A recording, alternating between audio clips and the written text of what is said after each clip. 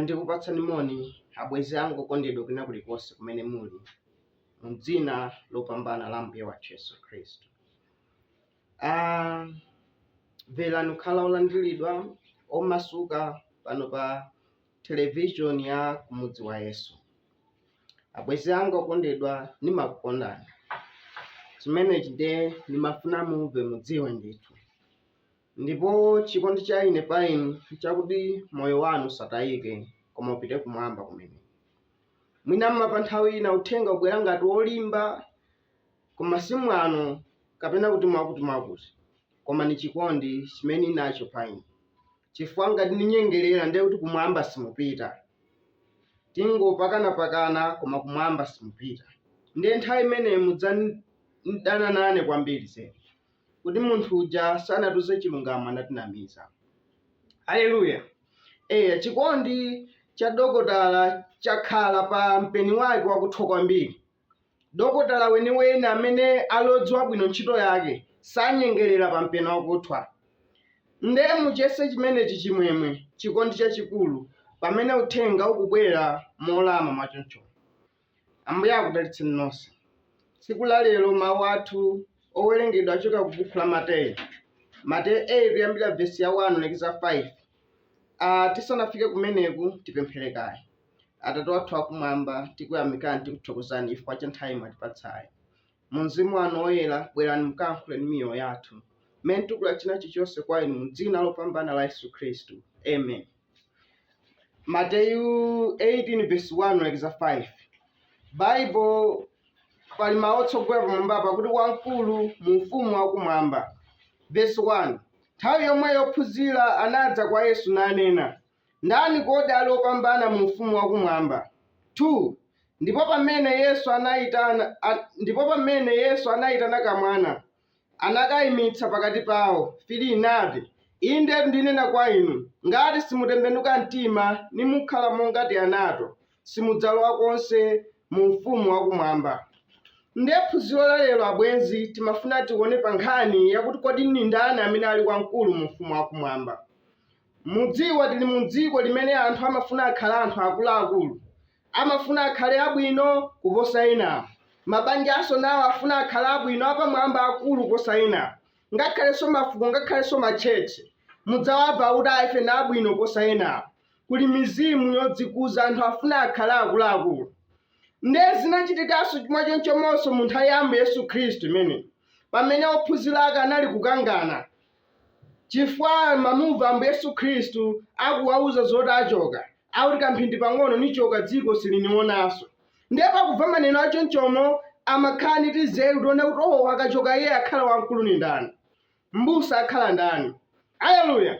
Anthu amafuna akhale wamkulu, amafuna utsogoleri. Ndali mkati molimbana choncho nthawi inake anadzamufunsa Ambuye Yesu Khristu akuti kodi ni ndani amene ali wamkulu mu ufumu wakumwamba. Haleluya. Amafuna adziwe munthu wamkulu amene ali wamkulu mu ufumu wakumwamba. Nkhani amafuna akhale akuluakulu. Haleluya. Koma chimene Ambuye Yesu Khristu anachita anangotenga kamwana kakang'ono nukayika pakati pawo. Akuti ngati simutembenuka mtima nakhala ngati kamwana ngati aka, simungathe konse kulowa ufumu wakumwamba. Haleluya. Ndiye pano pa dziko lapansi chifukwa anthu ali ni mizimu yonyada, ali ni mizimu yofuna kuti akhale atchuke, ni chifukwa chake amafuna akhale munthu wamkulu. Na ukulu wa pano pa dziko lapansi umatsogozedwa ni mizimu iti imene kunyada, kutchuka, chimene chimapangitsa anthu kuti afuna akhale wachani wamkulu. Haleluya. Olotitati tipite mu nkhani ya Saulo ni Davide. Pamene Davide Mulungu anampatsa mphatso anapha Goliati, anali wankhondo wamphamvu Davide okuti amapha Afilisti. Chifukwa cha chikoka chimene Davide anali nacho, timaona kuti azimayi kumeneku ku Israeli anali kumuchemerera Davide kuti Davide wapha asilikali 10,000 pamene Saulo wapha 1,000. Ngati kuti Davide akumkweza, Saulo akumuchepetsa. Chinthu chimenechi Saulo pochimva sanamve bwino mkati mwake, zinamunyasa. Ndipo chifukwa chofuna utchuka, chifukwa chofuna kukula, nkhani dali pamene papa wamkulu ni ndani? Ndineyo. Nde ukulu wa dziko lapansi uwu si wabwino ayi. chifukwa ukulu umenewu umatsogozedwa ni choyipa chimene chimatsatira patsogolo. Timaona kuti nsanje zimatsatira zidani, chifukwa ukulu wapano pa dziko lapansiwu ni wankhwidzi. Umafuna iweyo zako zikhale zako, anthu azikutumikira iweyo, ena akhale akapolo, iweyo ukhale bwana uzitumikiridwa, zinthu zikhale zako zili mdziko, mukhale pamwamba ukhale otchuka, ena akhale pasi. Ndiye ukulu umene uli mu dzikomo, ndipo iwowo umatsatiridwa ni chiwawa chachikulu zedi. Pakuchita mwachoncho mnthawi imene mu Israeli timampeza Saulo anayamba kudana ni Davide, anayamba kumchitira nsanje mpaka adamumpangira misampha, adamumpangira ziwembo. Ni nkhani ngatinso yomweso imenenso inachitika kalelo ilo mu nthawi ya Yosefe imene pamene anathyofu aja a Isake a Israeli ankalimbiranaso ukulu nawo kuti wamkulu ndine ambobadwa ndine, ine name ndidzakhala olowa za abambo angazi. Pamene Mulungu anamusankha Josefe imene anamuonekera m'masomphenya kuti adzakhala wamkulu, ndi azibalaka a Yosefe chimenechi sichinakondweretse, mpaka na m'malo mwake magazi amafuna akhetsedwe amuphe m'bale wawo. Olongakhale titione kumafuko kumeneko ni chithunzitso chomwechi, pamene mafuko audzikweza audzipopa kuti ife ndi akulu, ife ndi abwino posa enawo, mphamvu, akakhala ni nkhwidzi amapeza zona kuti akupha enawo, auyambitsa nkhondo chifukwa amatenga enawa opanda ntchito. Ndipo magazi pa dziko lapansili akhala akukhetsedwa. Nkhani yake ni ukulu wapano pa dziko lapansi. Kodi wamkulu ni ndani? Aleluya! Koma ni ndani amene ali wamkulu pamaso pa Mulungu? Ni ndani amene ali wamkulu mu ufumu wakumwamba? Kodi ni awa anthu amene ali m'maudindo okwerawa, azitsogolera a dziko, anthu amene ali m'maudindo akuluakulu mu tchalichi, kama kadino mabishopu ndi enanso, zinthu zimene anthu amazitchula za zikuluzi? Kodi ni ndani amene ali wamkulu mu ufumu wakumwamba?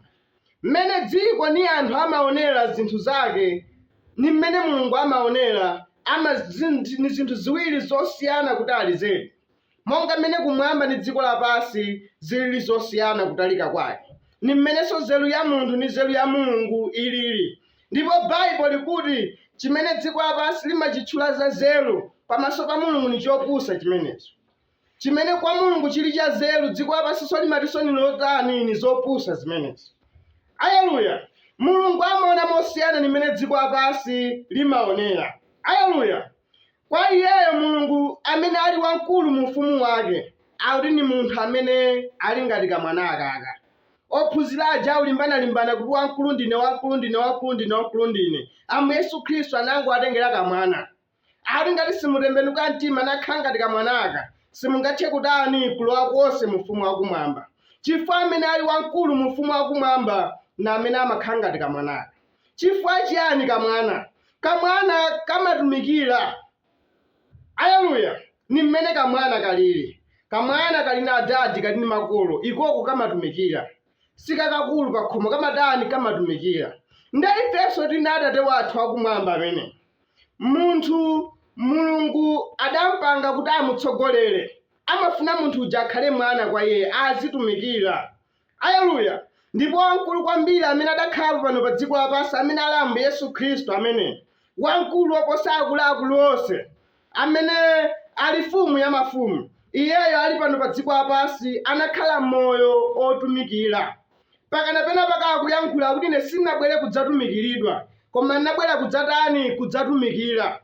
Ndipo kutumikira kwa iye anatumikira mpaka kuti anakalowa mu imfa, kuti apereke moyo wake ngati dipo la machimo anthu ambiri.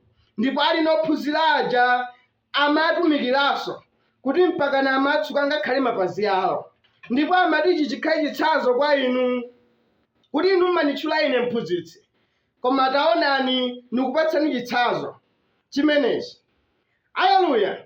Ndi Ambuye Yesu Khristu anali ngati olamulira dziko lapansiwa. Olamulira dziko lapansiwa ni onyada, ni odzikundikira na ankhwidzi, koma Ambuye Yesu Khristu sanali choncho. Iyeyo anali otumikira, anali mwana womvera, mpaka anamvera ngakhale kulowa mu imfa. ndipo Mulungu amafunanso anthu akhala mtundu otero kwa iyeyo, ndipo amene ali otere kwa iyeyo ameneyo ndi akulu mu ufumu wake. Aleluya! Eya, chifukwa china chimene Ambuye Yesu Khristu akutchulira kamwanaka nchakuti mwana amakhala otani? Omvera. Aleluya! Mulungu amafuna anthu amene ali omvera, ana na amene amamvera. Pamene akuluakulu samvera, akuluakulu amadzitenga kale azelu nodziwa kale, amakhala amwano monga ngati mmene Afarisi adali, kuti Ambuye Yesu Khristu akamayankhula za Mulungu, akamadzudzula mawu ake samakhala ndi chochita m'moyo mwawo. M'malo mwake amangopitirizabe kuchitabe zawo zoyipa. Ndiye Mulungu safuna anthu a mzimu umene oti ndi madziwa kale sunganuze kanthu. Anthu amenewo Mulungu amamuphonya ndipo alibe nawo ntchito. Ndipo Ambuye Yesu Khristu penapake amamuyamika Mulungu, amati zikomo Atate chifukwa munapereka nzeru, munaululira chinsinsi chanu kwati makanda ndi kuwabisira anthu aluntha, anthu azelu. Mulungu ndi mmene alili, amafuna makanda, amafuna ana oti azitani? Aziphunzitsidwa. Aleluya! Ndipo Mulungu nthawi inake adadzisankhirapo munthu wamkulu mu Israeli amene adamuona. Pamene Mulungu atayang'ana mu Israeli yonse nthawi imeneyi afuna adzisankhire mfumu, atayang'anang'ana amenemo anakasankha Davide. Koma Davide yeyo sanali ndi maonekedwe achifumu ena aliwonse, kapena kuti munthu akhoza kukhala ndi ngelo zakuti munthu akhoza kukhala wamkulu, akhoza kukhala mfumu. Ayi. Aleluya! Chimene Davide anali m'busa wa nkhosa uko, ndipo pa khomo lawo adalioneka ngati otsikitsitsa ndiyeyo. Pa khomo lawo kwa makolo awo a Jese ati anali ndi ana akuluakulu, ndipo Mulungu atamuwuza Samueli kuti apite kumene ku khomo la Jese akadzoze mfumu. Makolo ake a Davide popereka anawo anatenga enawo. Davide osamuwerengera samamuganizira, koma Mulungu anasankha ndani? Davide. Kanali kamwana kuoneka kapsyu choncho, kodi ndi maonekedwe simukadathonapo china chake. Mulungu anaonamo chani mwa Davide kuti mu Israeli yonse asankheye kuti akhale wamkulu olamulira mu Israeli? Mwa Davide munali khalidwe la umwana. Davide anali omvera, Davide anali otumikira. Aleluya! Mpakana ku Masalimo 25 vesi yaka 4 akuyankhula Davide akuti, Ambuye nionetsereni ine njira zanu, niphunzitseni za njira zanu, nitsogolereni ku choonadi chanu.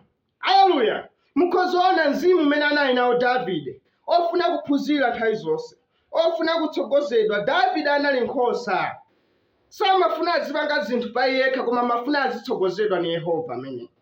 Ndipo Yehova akufuna anthu onse omukhulupirira omutsatira akhale mwachoncho, achoke ku njira zawo atenge njira za Mulungu. Ndipo Ambuye Yesu Khristu akuyankhula kuti wina aliyense amene anditsata ine adzikane yekha, anyamule mtanda wake nanditsata. Mulungu amafuna tidzikane ku malingaliro athu, kunyada kwathu, china chilichonse cha nzeru zathu, tidzikane kenako tiyende mmene yeye Mulungu afunira mu njira zake. Ndipo tikhoza kuchita chokhachi abwenzi anga ngati khala mwana kwa Mulungu, tikhale omvera, tikhale ololera kuphunzitsidwa, tisaumitse mitima pamene Atate wathu akumwamba, pamene Mzimu Woyera ameneyo akutitsogolera kuchina chilichonse. Mwana ni wodzichepetsa kwambiri zedi, pamene akuluakulu sodzichepetsa. Ndiye Mulungu amafuna mzimu wodzichepetsawo, chifukwa Yesu Khristu ati wina aliyense amene ali odzikuza adzatsitsidwa, pamene wina aliyense amene amadzichepetsa adzakwezedwa. Abwenzi anga, ngati tikufuna tipite pamwamba, njira yake ni yolowa pansi, tiyeni tidzichepetseni. Ngati tikufuna tipite pansi, njira yake ni yopita pamwamba, tiyeni tidzikwezeni.